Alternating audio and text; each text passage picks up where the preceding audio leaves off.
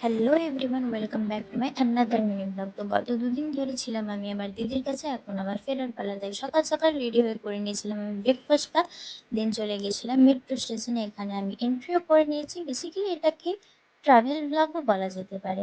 তো এখানে আমাদের স্টেশনে মেট্রোও চলে এসেছে। যেহেতু এটা প্রথম স্টেশন, তাই এখানে ভিড়টাও ছিল অনেক কম এবং পেয়ে গেছিলাম সিটও।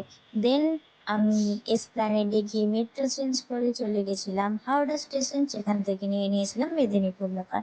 হাওড়া মেদিনীপুর লোকাল সম্বন্ধে আর কি বলবো গাইস, এত লেট করে, তার উপরে সোলো ট্রাভেলিং এত বোরিং, আর কি বলবো।